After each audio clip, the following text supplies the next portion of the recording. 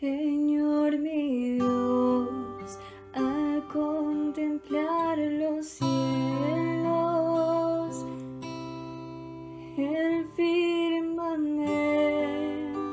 y las estrellas mil, al oír tu voz en los potentes truenos y ver brillar el sol en su cenit, mi corazón entona la canción.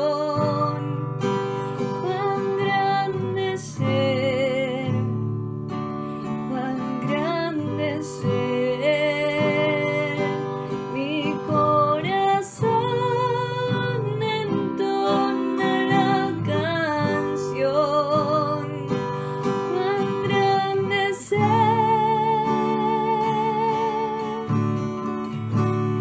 cuán grande ser.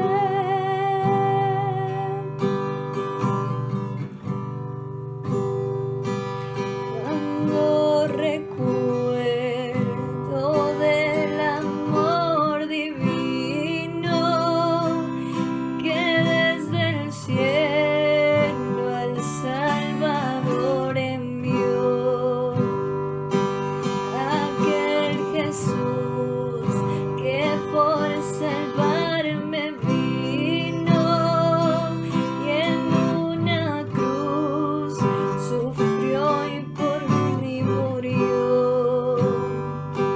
Mi corazón entona la canción. Cuán grande ser, cuán grande ser, mi corazón entona la canción. Cuán grande ser, cuán grande ser.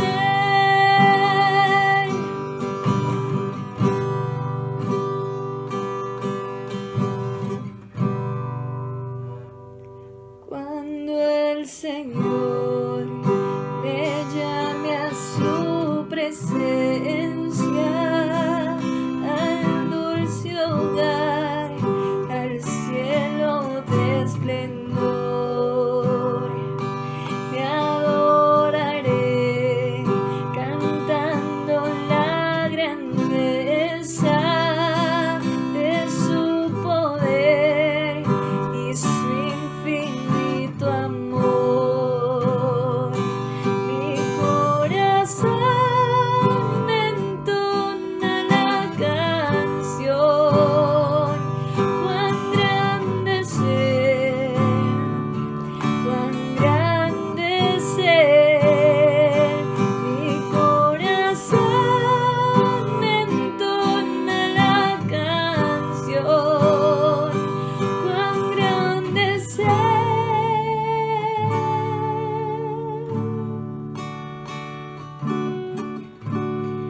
cuán grande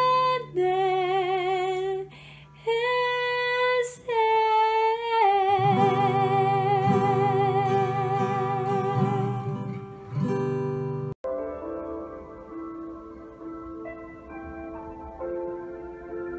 A todos ustedes muy, pero muy buenos días. Hoy nuevamente desde nuestras casas llevando la palabra de Dios. Vamos a orar en esta mañana. Amado Dios y Padre Celestial, te damos gracias por tu amor, por tu fidelidad, por tu bondad, por tu misericordia. Hoy, Señor, pedimos que tú nos hables a través de tu bendita palabra, porque tu palabra es verdad. Porque el cielo y la tierra pasará, pero tu palabra no pasará. Háblanos a través de ella, Dios, en este día, Señor. Que yo sea el instrumento, el medio y el canal, Señor. Pero tú, el agua viva. Gracias por tu palabra, Señor. En el poderoso nombre de Jesús, hoy la leemos. Amén, amén. Dice la palabra de Dios en Deuteronomio, capítulo 2, versículo 20. Por tierra de gigantes fue también ella tenida, habitaron en ella gigantes en otro tiempo, a los cuales los amonitas llamaban sonsomeros, pueblo grande y numeroso, alto, como los hijos de Aná, a los cuales Jehová destruyó delante de los amonitas. Estos sucedieron a aquellos y habitaron en su lugar. Como hizo Jehová con los hijos de Saúl que habitaban en Seir, delante de los cuales destruyó a los horeos, y ellos sucedieron a estos y habitaron en su lugar hasta hoy. Haciendo rápidamente un breve resumen de lo que hace 8 días vimos, pues hoy podemos decir que es una segunda parte de este tema, los Nefilim. Los Nefilim, como decíamos, eran los ángeles caídos o los caídos, así traduce la palabra Nefilim del hebreo Nafal, que quiere decir caído, y sus hijos, los hijos de las mujeres con los ángeles caídos, fueron los gigantes que también se les llamó los Nefilim. Cuando leemos aquí en Deuteronomio capítulo 2, nos dice la bendita palabra de Dios que esta tierra era una tierra de gigantes, tierra de gente muy alta, muy grande, descendientes de Aná, es decir, anaseos o anaquitas. Cuando vamos a Deuteronomio capítulo 20, en el versículo número 16, dice: pero de las ciudades de estos pueblos que Jehová tu Dios te da por heredad, ninguna persona dejarás con vida, sino que los destruirás completamente: al Eteo, al Amorreo, al Cananeo, al Fereceo, al Heveo, al Jebuseo, como Jehová tu Dios te ha mandado, para que no os enseñen a hacer según todas sus abominaciones que ellos han hecho para sus dioses, y pequéis contra Jehová vuestro Dios. En esta segunda parte queremos hablar que los anaquitas o los anaseos tenían, aparte de sus abominaciones, degeneros, perversiones, canibalismo, sacrificios de humanos, tomaban sangre y todo la perversidad que hacían los hijos de los ángeles caídos con las mujeres, es decir, los Nefilim, los gigantes. Aparte de esa perversión, dice aquí la palabra de Dios, que es lo que quiero tocar en este día, es que ellos hacían todo esto para sus dioses. Lo que dice el versículo 18 del capítulo 20 de Deuteronomio, que ellos han hecho para sus dioses, y pequéis contra Jehová vuestro Dios. El Señor le dijo: hay que destruirlos, destrúyalos, acábalos. Aparte de que son degenerados, pervertidos, malos, perversos, ellos todo lo hacen para sus dioses. Pero que hay una pregunta que a través de la historia el ser humano se ha hecho: ¿cuántos dioses hay? ¿Acaso no es el único Dios o tenemos solamente un Dios? Vamos a Salmo 82, versículo número 1. Salmo 82, versículo 1, dice así la palabra: Dios está en la reunión de los dioses, en medio de los dioses juzga. Dios está en medio de los dioses, dice el Salmo 82.1, y en medio de los dioses juzga, es decir, que hay muchos más dioses. Cuando miramos los contextos bíblicos en Deuteronomio y en otros pasajes, nos damos cuenta que aquí la palabra dioses no se está refiriendo a otros dioses aparte de Yahweh o Yahvé o de Jehová, Dios de los ejércitos. No, está hablando de ángeles. Resulta que los ángeles caídos, cuando llegaron a la tierra, los hombres los vieron como ángeles, pero más que como ángeles, los vieron como dioses y los adoraron como dioses.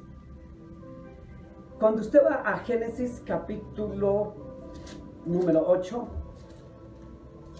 18, 2, 18, 2, 18, versículo 2, dice: y alzó sus ojos y miró, y he aquí 3 varones que estaban junto a él, y cuando los vio, salió corriendo de la puerta de su tienda a recibirlos y se postró en tierra. ¿Por qué? Cuando leemos los contextos nos encontramos que estos 3 varones no eran seres humanos, eran ángeles que habían venido del cielo, pero estaban en forma humana, y por eso el siervo de Dios se postró para adorarlos, para darles honra, porque vio que eran seres celestiales. Fíjese que los ángeles caídos, aunque estos tres ángeles que hay aquí no son ángeles caídos, son ángeles que habían venido a la tierra con un propósito específico para hablar acerca del nacimiento de Isaac. Eso es otro tema. Pero estos venían con un propósito, estos tres varones, tres ángeles de Dios. Pero los que leemos en Deuteronomio, los que leemos en los padres de los gigantes, estos eran ángeles pervertidos, degenerados, que dejaron su honra, dejaron su gloria y fueron rebeldes y desobedientes. Entonces, los humanos siempre se han dado a la tarea de divinizar lo que viene del cielo. Por eso los llamaban los dioses. Cuando usted va a la mitología griega, ¿qué es mitología?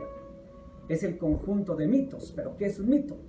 El mito es un relato que habla de seres sobrenaturales o de dioses. Eso es un mito. Y la mitología griega está llena de muchos hombres gigantes, y también está llena de lo que ellos llaman los titanes, y está llena también de dioses, los dioses del Olimpo. Cuando uno lee a Homero, un gran poeta del siglo VIII, casi 800 años antes de Cristo, quien escribió la Ilíada y la Odisea, cuando usted la ha leído, los que leímos esas obras, concretamente la Odisea, se encuentra usted con temas como estos, que habla de gigantes y que hace alusión a los dioses del Olimpo. Pero más que Homero, yo creo que hay otro gran poeta griego, más que Homero, reitero, es Hesíodo. Hesíodo, el gran poeta griego, escribía muy majestuosamente en la Teogonía. Escribía que los dioses se mantenían en enfrentamientos constantes contra los gigantes. La Teogonía de Hesíodo, el poeta griego. Teogonías, etimológicamente, la palabra teogonía quiere decir teo, en griego, Dios o dioses. Gonía quiere decir origen, origen de los dioses. Esta obra majestuosa, yo diría, de Hesíodo, es una obra que marca muy bien lo que es todo lo concerniente a la mitología griega. Y vienen pasando los tiempos y nos damos cuenta que la mitología griega es espectacular en relatos épicos, en relatos majestuosos. No solamente Homero ni Hesíodo, sino otros grandes escritores griegos. Fíjese que me gusta citar siempre a este gran historiador judío del primer siglo, Josefo. ¿Por qué me gusta citarlo? Porque como siempre se ha dicho que la mitología es un invento, o es una mentira, o son cosas de la falacia y de la ficción, pero me encuentro con Josefo, que es un gran historiador, de los que más admiro y de los más importantes en el mundo, que quiero volver a leer lo que él decía. Dice: muchos ángeles de Dios convivieron con mujeres y engendraron hijos injuriosos, escuchen, injuriosos, que despreciaban el bien, confiados en sus propias fuerzas, porque según la tradición estos hombres cometían actos similares a los aquellos que los griegos llaman gigantes. Josefo hace alusión de los griegos, porque los griegos son los que más enmarcaron acerca de la mitología de los gigantes y los dioses. Cuando vemos la palabra de Dios, observamos que habían gigantes. Hace 8 días lo veíamos a lo largo de la explicación. Hoy no voy a repetirlo, pero quiero decirle que la Biblia me habla de esos gigantes y me habla de esos ángeles caídos que la mitología griega llama los dioses del Olimpo. Los dioses son los mismos ángeles. Pero Josefo, historiador, no es ningún hombre de ciencia ficción, sino de realidades históricas. Cuando vamos a ver, por ejemplo, otras mitologías como la mitología romana, nos vamos a encontrar que la mitología romana nos habla de Apolo, aquel gran dios tremendo de los campos olímpicos, o como le llaman por ahí, los dioses del Olimpo. Y Apolo también se convirtió en un dios para los romanos. Esto gracias a Augusto, uno de los primeros emperadores romanos que introdujo en la cultura romana a este dios griego.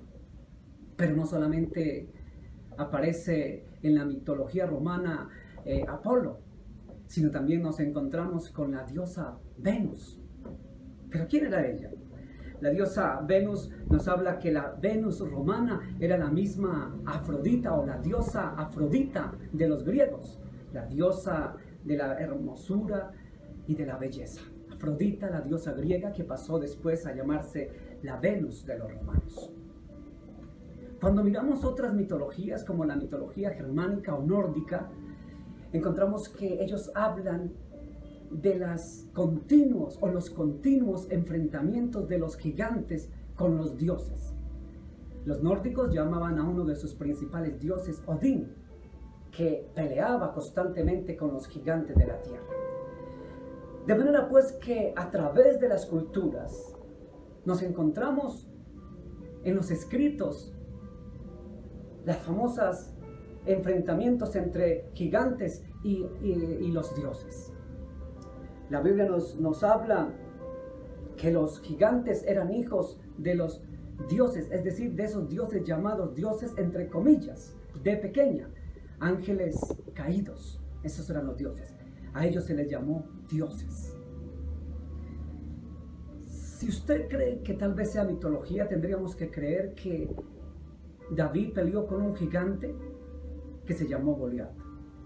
Goliat era habitante de tierra filistea, descendiente de los anaseos o los anaquitas, que de hecho se registra en la historia como aquellos hombres de gran estatura que vivieron en el sur de la Palestina, es decir, que vivieron en Filistea, lo que hoy en día es la Franja de Gaza.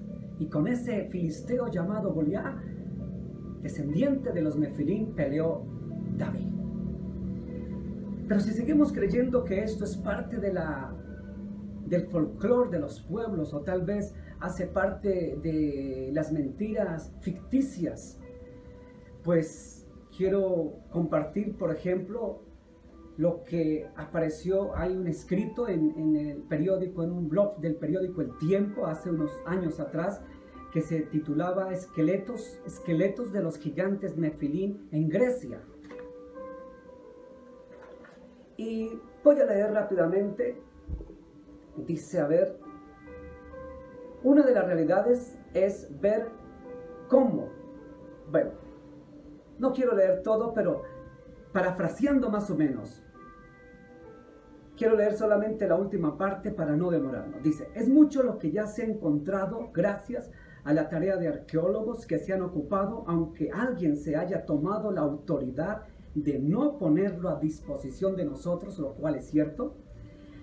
Revisando algunos documentos, todo indicaría que hubo una civilización gigante que habitó este planeta, etcétera, etcétera, etcétera. No voy a leer más, solamente lo que registra el periódico El Tiempo de los hallazgos de esqueletos de gigantes en Grecia. Salen algunas fotos que tal vez usted no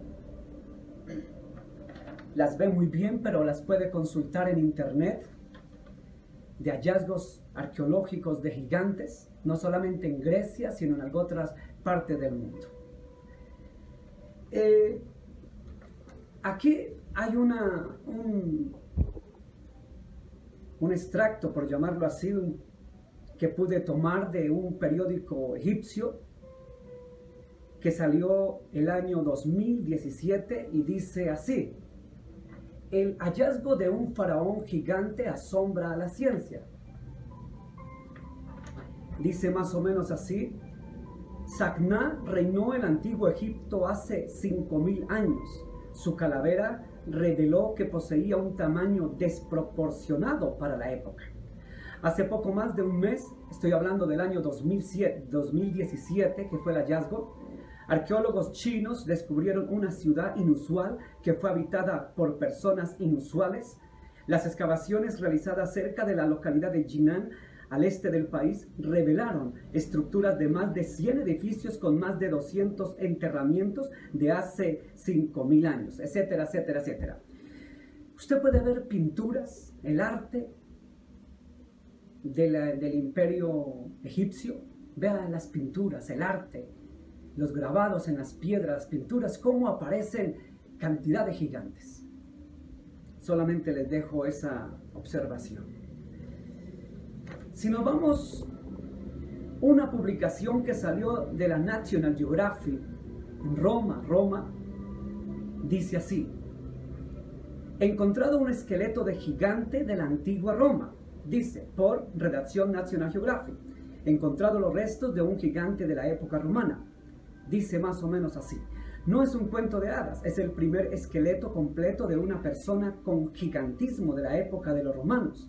El hombre debió de ser un gigante en la Roma del siglo III de nuestra era, donde la estatura media rondaba el 1,67.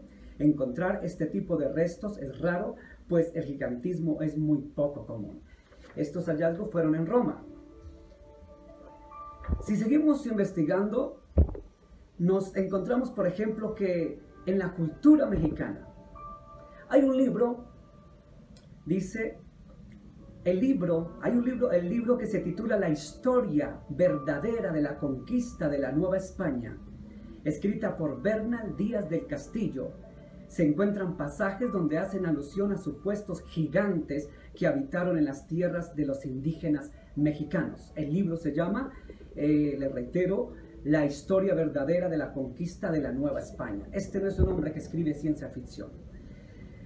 También otros hallazgos, otros escritos en México. Por ejemplo, este me pareció muy interesante. Dice, los toltecas fueron influyentes de cara a las otras culturas de la época, como los mayas. En la pirámide de Toyán, debajo de esta rampa, había una muy profunda cámara con esos fragmentos de las dos columnas redondas citadas, de 4 columnas cuadradas que se creía que habían sostenido el techo del templo de la pirámide, y de 4 estatuas de aspecto humano de más de 4,5 metros de altura, que acabarían siendo conocidas como los atlantes, que se suponen que sostenían el techo. Los rostros de estos atlantes son distintos, pero con rasgos similares, como si pertenecieran a una misma raza, siendo individuos distintos. Esa raza no es ninguna conocida, son rasgos desconocidos. Estos atlantes tienen en su mano un arma misteriosa. Junto a esos atlantes aparecían las figuras de los jefes toltecas a tamaño natural, es decir, pequeños. Como ven, son los escritos mexicanos de historiadores y gente que se ha dado a estudiar la arqueología y la historia de los indígenas mexicanos.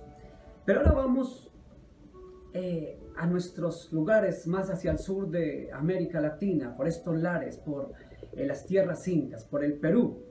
Ustedes saben que los incas, la gran cultura majestuosa de los incas. Voy a leer esto que me parece muy interesante. El Inca Garcilaso de la Vega, aunque no se llama así porque él tiene un nombre, este es un seudónimo, pero en la literatura usted lo encontrará así. El Inca Garcilaso de la Vega, un gran escritor, escuche, escritor e historiador, no hombre de ficticios, de cosas ficticias, un gran escritor e historiador peruano de ascendencia hispano-inca. Él tenía sangre inca, si usted lo lee, lea bien la biografía del Inca Garcilaso de la Vega, él era de raíces incas, era cusqueño. Y Pedro Ciaza de León, quien fue un conquistador español, destacado por su labor como cronista e historiador del mundo andino, citan que gigantes que supuestamente habitaron la punta de Santa Elena y cuyos restos óseos podían aún verse en su tiempo, y que estos habían habitado probablemente esa tierra en un tiempo anterior al imperio inca. Como ven, estos hombres de historiadores, gente que ha estudiado mucho, concuerdan con Flavio Josefo, con muchos historiadores y con hallazgos arqueológicos que nos dan a ver, a pensar, a entender que la Biblia no es un libro de mitos. Quiero decirle, mi hermano, mi amigo, que el Señor mandó que se destruyera a todos, absolutamente a todos los gigantes, porque eran de una naturaleza satánica, eran perversos, caníbales, malos. El Señor dijo, ustedes van y los destruyen. Le dijo a su pueblo para que posean la tierra del Canaán, que era lo que habitaban los gigantes. Pero nos damos cuenta en Josué capítulo 13, versículo 13, mas a los jesureos y a los macateos no los echaron los hijos de Israel, sino que Jesur o Jesur y Maca o Macá habitaron entre los israelitas hasta hoy. ¿Qué pasó? Pasó que el pueblo de Israel dejó que estos gigantes siguieran su curso, es decir, no destruyeron a todos, no asesinaron a todos, como el Señor les había mandado, aún a niños y mujeres, esos gigantes, porque eran perversos. Entonces, estos se extendieron a lo largo y ancho del planeta Tierra. Por eso usted encuentra historias como las que acabo de leer en el Perú, en México, en Egipto y en diferentes partes del mundo. Los caídos, los ángeles que no guardaron su dignidad, que no obedecieron a Dios, que no fueron santos, sino que descendieron a la tierra para procrear con las mujeres de la tierra, para que el ADN se alterara, para que después nacieran híbridos, para que se deformara la tierra. Esos ángeles caídos tuvieron su merecido.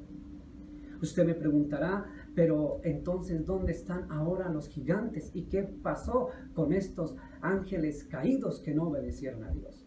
La palabra de Dios me enseña que los ángeles caídos se fueron a condenación, a las prisiones eternas.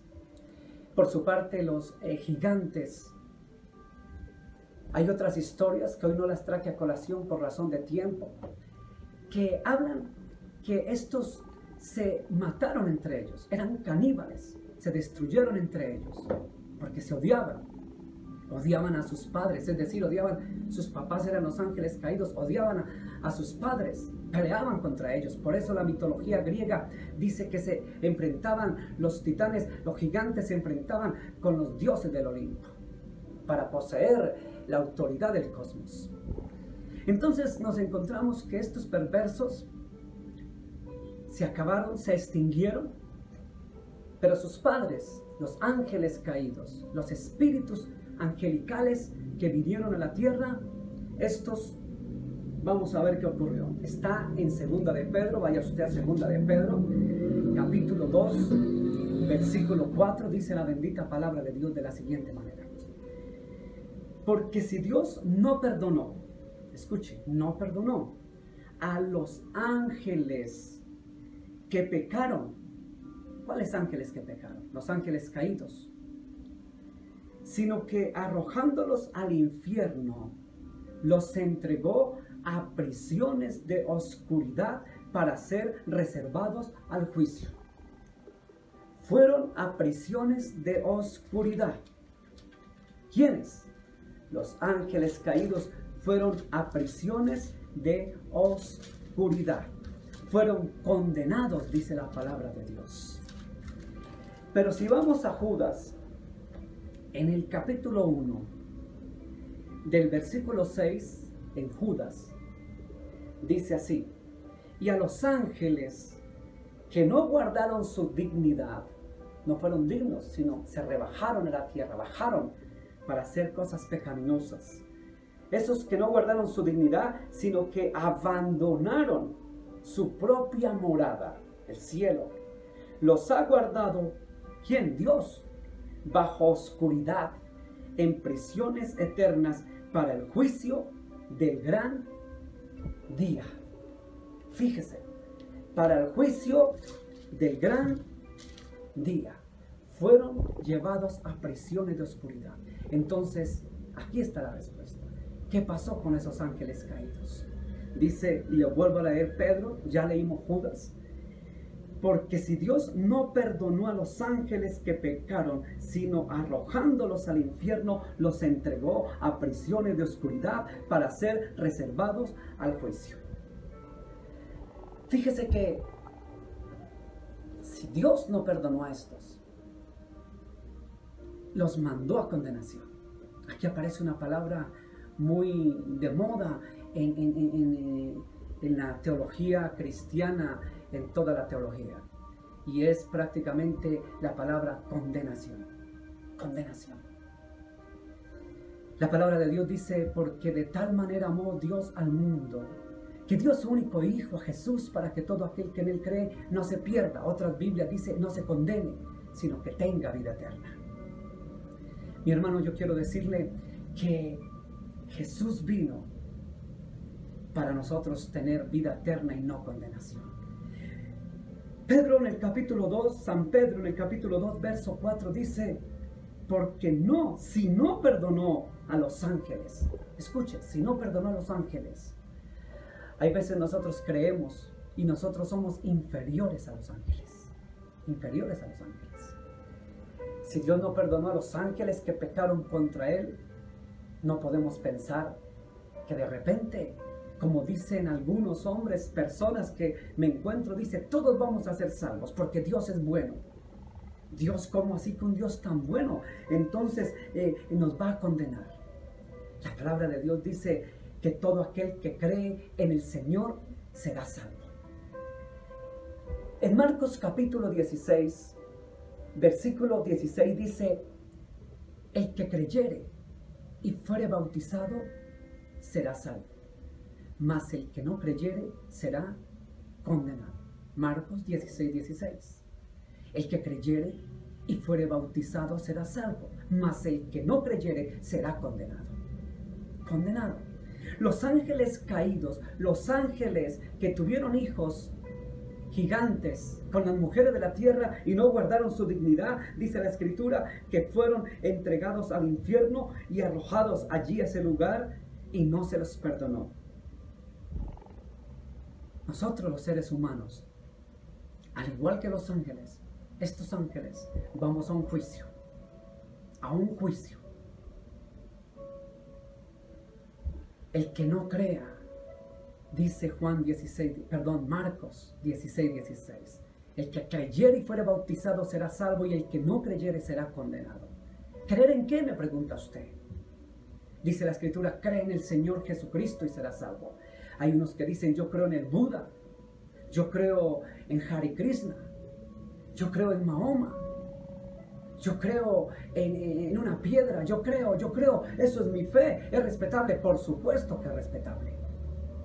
Pero la palabra de Dios dice que solamente hay un camino para llegar al Padre, se llama Jesús. Para encontrar la salvación, solo Jesús. ¿Por qué? Porque los ángeles caídos, que se hicieron pasar por dioses, no mostraron camino de salvación, sino de perdición. Y vino uno que no fue un ángel, vino Dios. Emmanuel, dijo Isaías. Emmanuel, que quiere decir en el hebreo, Dios con nosotros. Dios vino, habitó con nosotros, se llamó Yahshua, Yeshua, Jesús, su nombre Jesús. Habitó entre nosotros, se hizo hombre, se hizo carne, pero no para pervertir a la raza como los caídos, sino para salvar al mundo.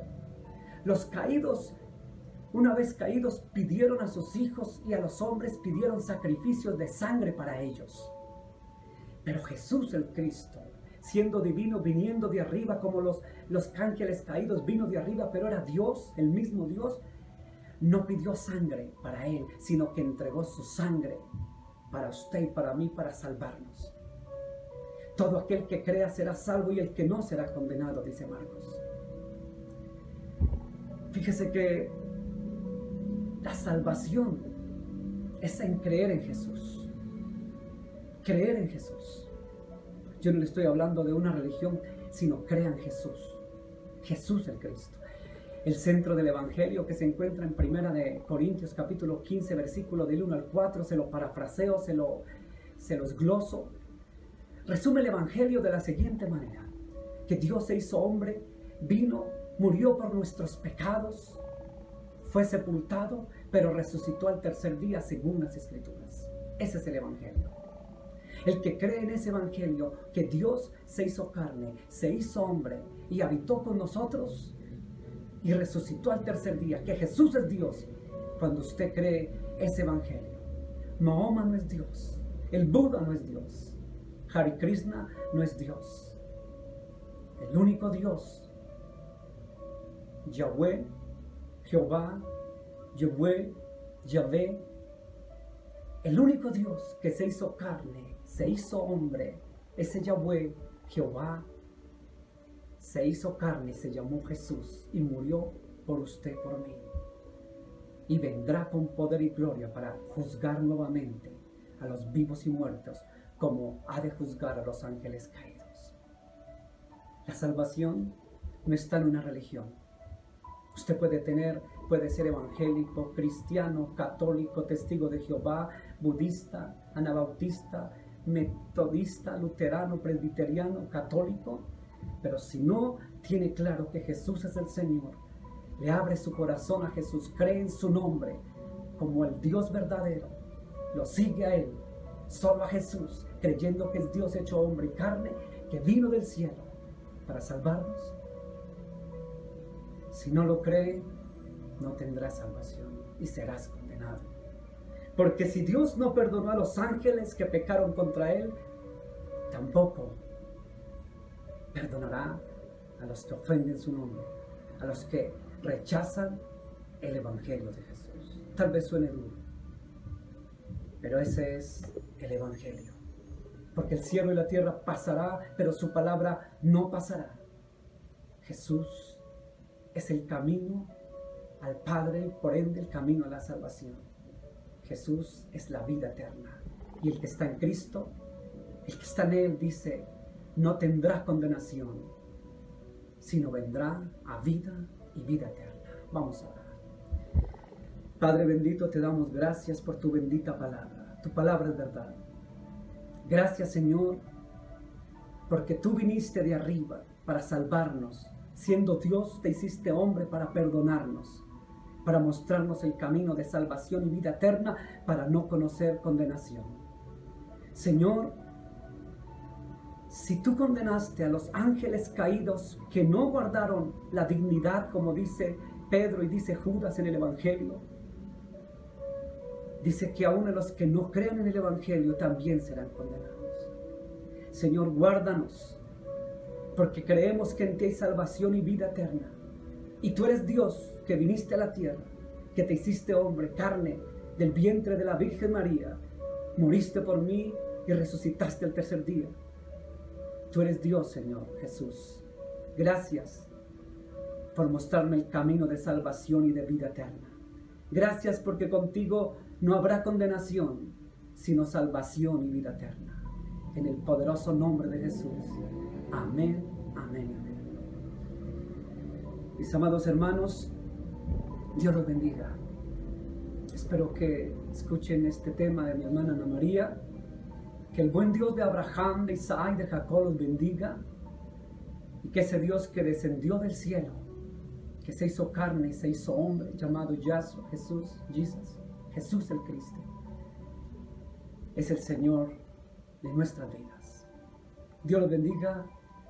Y con la ayuda del Señor, el próximo domingo nos veremos. Bendiciones para todos. No queremos estar fuera de tiempo, Jesús. No queremos que vengas por tu iglesia y estemos fuera de ti, Señor. Padre, nos has regalado este tiempo como tiempo de gracia, Señor. Ha sido decretado en tu palabra, Dios. y es tiempo de gracia. No queremos estar fuera de ti, Señor. Anhelamos que tu gloria y tu presencia nos alcance hasta el fin de los días, Dios. A los nuestros, Señor. Señor, por favor, ayúdanos a mantenernos, Jesús. Ayúdanos a ser firmes, a estar sujetos, Dios. Que no haya nada más importante que tú.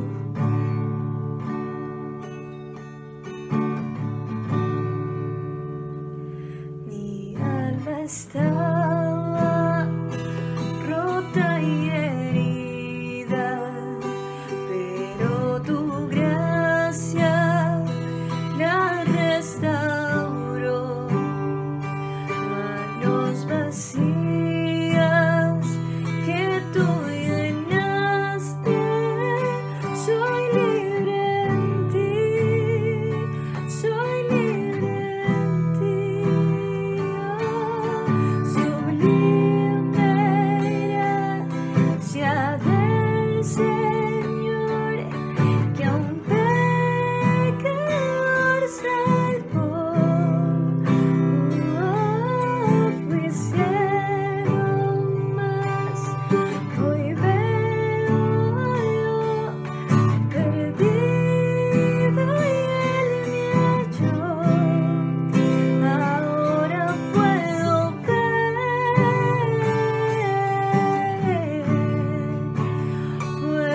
ver sus ojos de amor. Quebrantado fue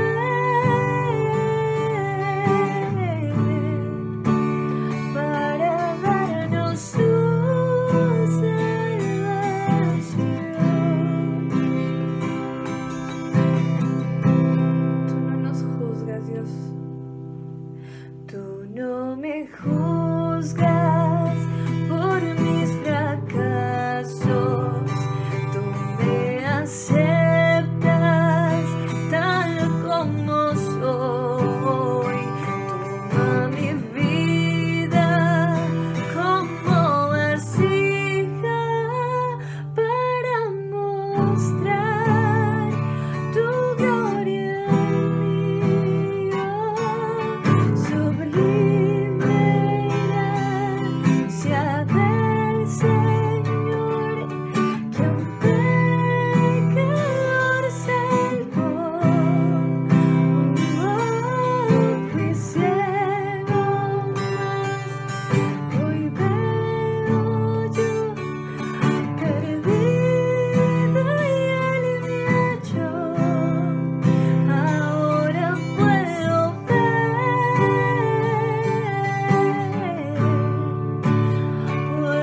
ver sus ojos de amor. Quebrantado fue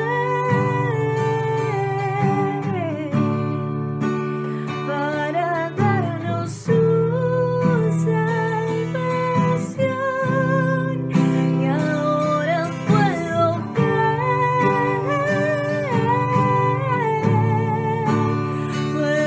ver sus ojos de amor. Quebrantado fue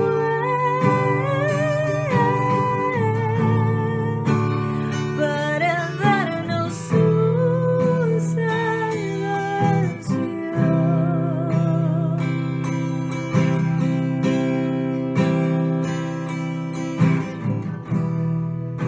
Gracias, Dios.